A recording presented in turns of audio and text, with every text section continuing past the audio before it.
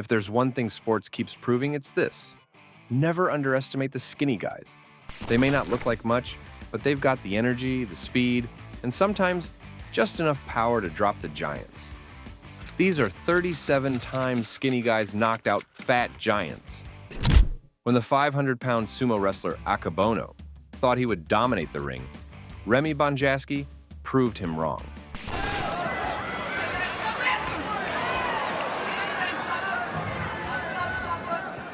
Little did he know that it was Remy's plan to tire him out and damage him slowly.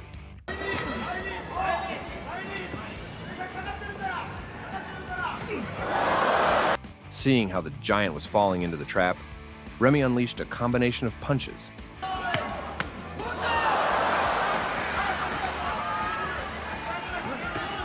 But it was this kick that had settled it all.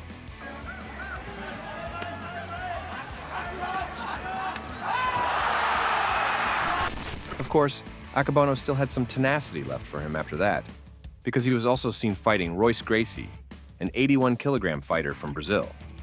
It actually looked good for him for a couple of seconds.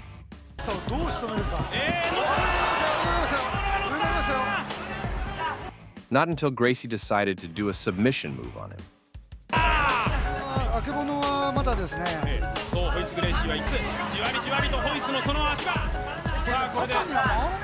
With his hand on the verge of giving up, he had no other way but to give up.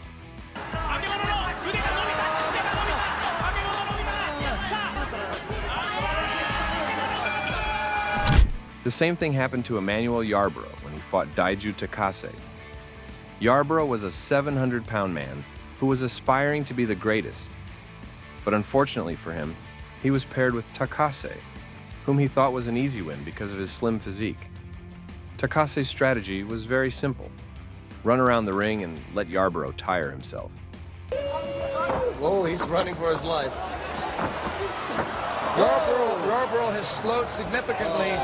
And from the looks of it, the strategy was working very well as the audience found Yarbrough not able to put up with the Japanese's energy. There was some energy throwing there.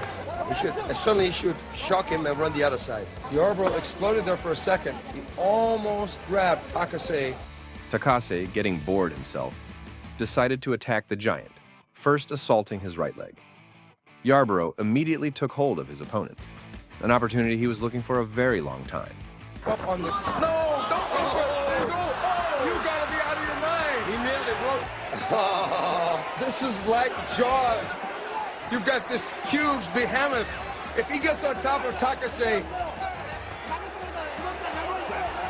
Armbar, he's gonna try to armbar him. You can't go... That's what you should do. One foot and kick him in the side or something. This is like... Feeling desperate, Takase gave Yarbrough some light punches, hoping that the giant would let him go. Look at it. Oh, that hurts. He's got to get out of there. Well, man, he should hit him. Bleeding. He should hit him in the face. He's bleeding. Luck may have been on Takase's side, because this tactic of his proved to be effective yet again. He was able to get out, and when he did, he punished his opponent, tapping out eventually. Oh my God! Oh my God! He tapped out! Unbelievable! But Bob Sapp literally did not have the chance to tap out because he was very good at acting. Sefo sada uspeva da opstane. Nije rekao bih udarca. Of course, before the fight started, the look on his face said it all. He wanted to devour Ray Sefo. And boy, he was also quick in attacking. U nogama, a u glavi vidjet ćemo, mišići su tu, deće. But Sefo retaliated back, knowing that a giant like Sapp was no match for his talent. Čuveni Sugarfoot Sefo. Nema nikakvu tehniku, ali kakva je ovo masa. Ovo je šampion, pogledajte Reja Sefoa. And all of Sapp's drama? Well, Sefo ended it with a knockout. Da spusti ruki i primi udarac. I evo brojanja.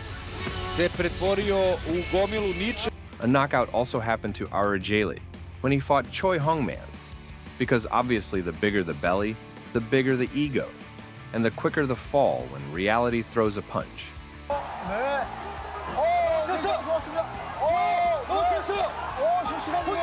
The fight kicked off with Aurigile sizing up Choi Hong-man, as if he were calculating some grand strategy, like he actually stood a chance. But sure, let's play along and pretend he did. Immediately, he charged at Choi like a man on a mission. Bold move. Let's see how long that confidence lasts. 들어올 겁니다. 자, 들어갑니다. 네. 자, 들어가 나오는 거로.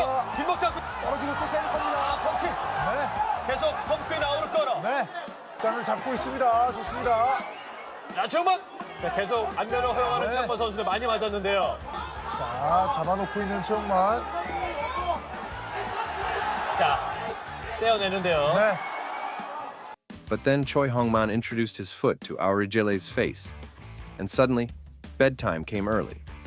One kick, and Aurigile looked like he was strongly considering a nap, right there on the canvas. 뒤로 빠지기 위험합니다. 자, 뒷목 잡고 니킥. 네, 니킥. 됐어. 좋았습니다. 넘어뜨렸어요. 실시간 혼돈이 있어. 어느 거로. Next, we have Genki Sudo, who came into the fight with a plan. He knew trying to outslug Butterbean would be suicide, so he didn't bother. Instead, he kept his distance. Light punches, scattered kicks. Nothing big, just enough to frustrate and wear down the big man. 第1試合バタービーン対須藤元気それを相手に須藤元気は後ろからの弁慶みたいな対決になると思う。バタービーンの膝に向かって足を飛ばしていきたいと、ただこれはもう本当に危険な状態で、特に立ち技の方が僕危ない。須藤に対して踏み込んでくるというところは見せませんが、いや早いんですよ本当に。距離詰めるのうまいですから。ボクサーがいずれもパワーの太った人だ。 And it worked. Butterbean started to slow down, breathing harder, swinging wider. 相手にタックルに行って倒して寝技をかけてもいいんですが、やはり言っていた通り須藤元気は5分2ラウンドで争われています。 By the second round, Sudo saw an opening. He went low, grabbed Butterbean's leg, and suddenly both of them were on the ground in a messy tangle. It wasn't pretty.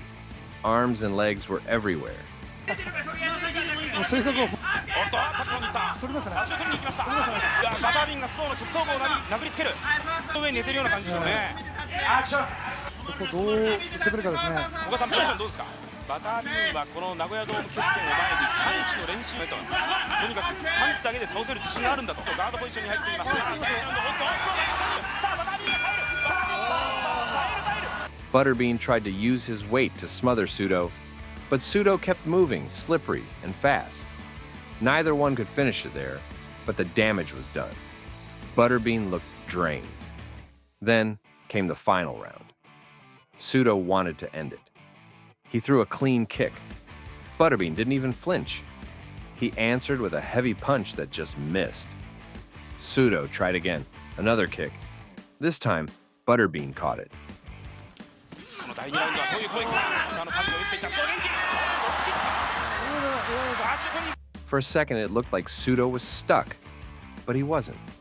He pivoted, pulled his leg in, and spun into a slick submission hold. It happened so fast, Butterbean didn't even have time to think. All that size didn't matter anymore. Sudo locked it in tight, and within seconds, Butterbean tapped. 逆に言うと、足取りに行きましたね。須藤はヒールいけるか。タップですよ。 When Mike Tyson fought Sammy Scaff, most people figured Scaff had the edge. He was bigger, taller, and looked like he could take a hit. Tyson? Just some young heavyweight with power. Or so they thought. Right from the bell, Tyson came in swinging. Sharp hooks, body shots, no hesitation. Scaff fired back, trying to use his reach to keep Tyson away. Where the power comes from when he bends and gets his body into those punches. You gotta watch this one real close. But it didn't matter. Because Tyson's left hand didn't just land, it collapsed him. One clean shot, and Scaff was on his knees. He didn't try to get up, he just waved it off. That was it. Does not throw wild punches, Sam. Big left hook. And there is Sam down. This one's over. This one is over. That punch made it clear. Tyson wasn't just a rising prospect, he was a wrecking machine. Freddy El Gigante looked like a man you wouldn't want to mess with. Just hearing his name made you think he'd crush anyone who dared to stand across from him. But that image didn't last long, because Bogdan Nastase wasn't buying into the hype. Nastase didn't charge in wildly. He tested the waters with a few light shots, keeping his distance. studying the giant. Și de kickbox. Iată ce diferență. Da. Curanță la 43 de ani, n-are viteza pe care o are Năstase. Then he let a simple jab go right to Gigante's face, and that was enough. Ce diferență între cele două execuții.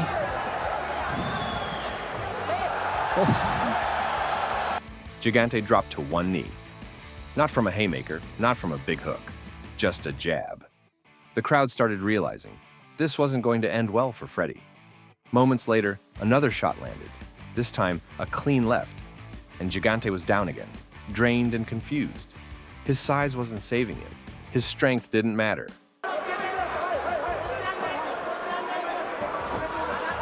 Două lovituri de braț. Freddy încă o dată la podea, dar trebuie să fie numărat, cred.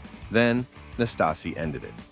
A crisp 1-2 combo, fast and brutal. Gigante dropped like a statue falling over. Oh, ce croșet de dreapta! E la podea și e final de meci pentru că... Now, which beatdown did you enjoy the most? Please let us know in the comments below. Don't forget to like the video and subscribe to the channel.